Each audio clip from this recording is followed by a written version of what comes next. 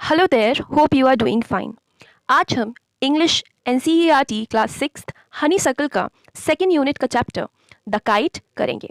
The kite Harry Behn के द्वारा एक पोएम है जिसको कि हम लाइन बाय लाइन हिंदी में समझेंगे।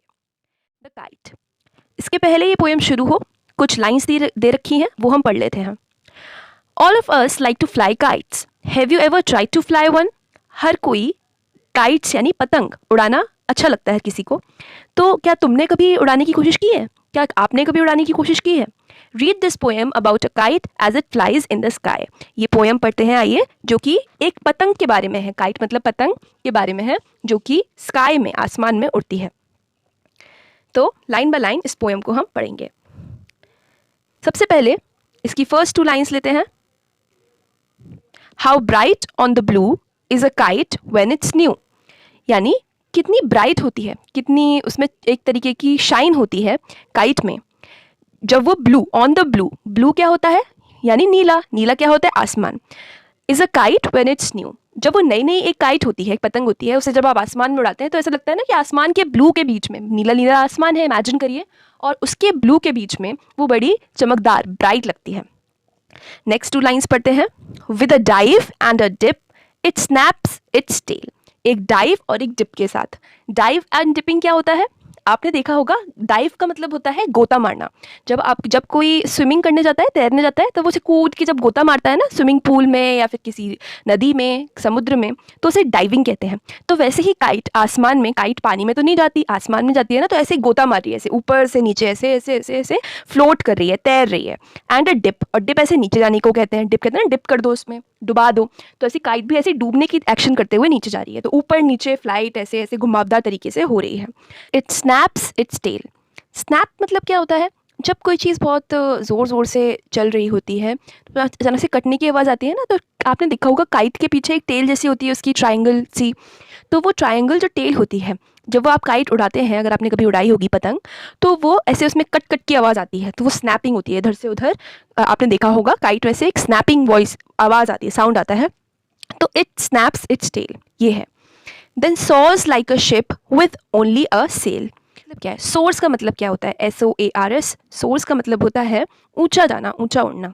लाइक अ शिप, एक शिप की तरह। जब शिप चलते चली जाती है समुद्र पे लगातार एक डायरेक्शन में, तो उसकी तरह वो, इसकी कोई शिप हो, कोई जहाज़ हो, उस तरीके से जो काइट है हमारी, पानी की जहाज़ की तरह, वो आसमान में ऊंची होती चली जाती है। क्योंकि आपने शुरू से देखा कि पहले डिपिंग और डाइविंग की बात की थी ना, कि डिप कर रही है, डाइव कर रही है, तो कहीं ना कहीं उसे एक शिप से कंपेयर किया जा रहा है, हमारी काइट को। तो एक शिप की तरह ही वो ऊंचा उड़ रही है आसमान में। इसलिए नहीं कि शिप ऊंचा उड़ती है आसमान में, शिप की तरह चल रही है वो और ऊंचा जाती चली जा रही है आसमान में। विथ ओनली अ सेल, और उसमें उसके पास केवल एक सेल है। सेल क्या होती है? शिप का, जो आप इस पिक्चर में देख रहे हैं, वो कपड़े कपड़े से लगे होते हैं ना, जो कि डायरेक्शन के लिए, विंड जिसमें जाती है और शिप को आगे बढ़ने में हेल्प करती है, तो वो उसकी सेल है। और शिप में तो कई सारी होती हैं, लेकिन हमारी काइट में केवल एक सेल है और वो उसकी मदद से आगे चलती चली जा रही है।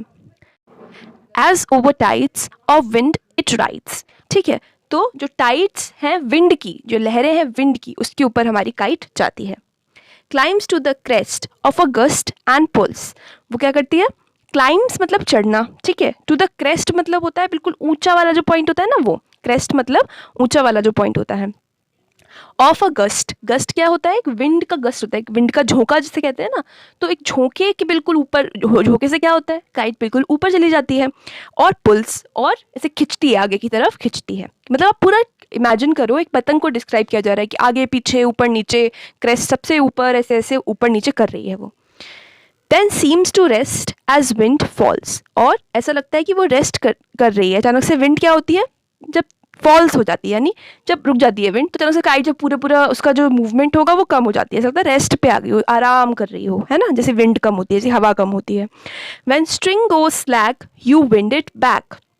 और जैसे ही स्ट्रिंग जो होती है वो स्लैक यानी ढीली पड़ती है। हम काइट को एक स्ट्रिंग से ही तो पकड़ते हैं, जो उसका मांझा होता है वो धागे जैसा, उससे पकड़ते हैं, तो वैसे जैसे ही वो ढीला होता है, फिर हम उसे यू विंड इट बैक, फिर उसे हवा ऐसे ऐसे करके उसमें फिर से हवा ताकि आए, हम आगे पीछे उससे इसलिए करते हैं ना काइट को, ताकि वो उड़ती रहे, है ना। तो आपने कभी काइट को उड़ाते हुए किसी को देखा होगा, तो ऐसे खींचा जाता है उसका, थोड़ा ढीला छोड़ दिया ताकि वो थोड़ा नीचे जाएगी काइट, थोड़ा ढीला छोड़ेंगे काइट को तो वो नीचे जाएगी, नीचे जाएगी तो अचानक से फिर से विंड उसको धक्का मारेगी, फिर वो ऊपर उठ जाएगी। इस तरीके से उसको उड़ाया जाता है। यू विंड इट बैक, फिर से उसमें विंड हम डाल देते हैं, हवा डाल देते हैं।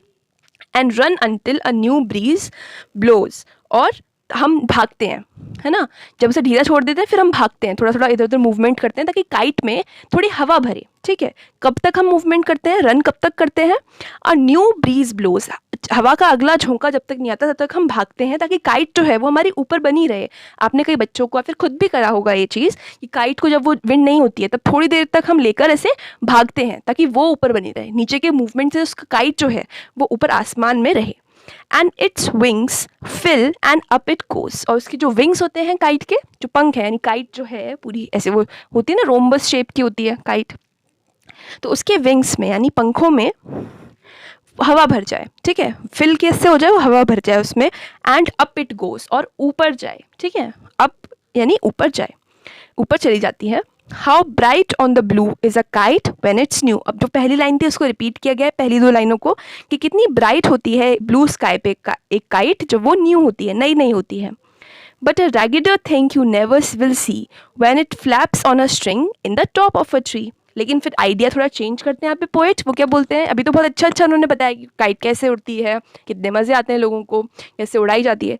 लेकिन वो कहते हैं कि एक रेगुलर का मतलब होता है बहुत ज़्यादा रफ, ऊबड़ खाबड़ जिसको कहते हैं ना हम, बहुत रफ और बिल्कुल स्मूथ ना हो, जो है ना बिल्कुल समतल ना हो, बिल्कुल देखने में बहुत ऊबड़ खाबड़ हो, इधर से उधर हो, तो वो उससे काइट से ज़्यादा रेगुलर चीज़ तुम नहीं देखोगे। यू नेवर विल सी, तुम कभी नहीं देखोगे।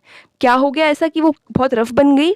When it flaps on a string in the top of a tree, जब वो एक स्ट्रिंग पे जब देखा होगा आपने कि ट्रीज़ पे जब फंस जाती है काइट, कहीं भी फंस जाए, ऐसे ट्रीज़ पे फंस जाए और पेड़ों पे फंस जाती है काइट, तब वो फ्लैप करती है।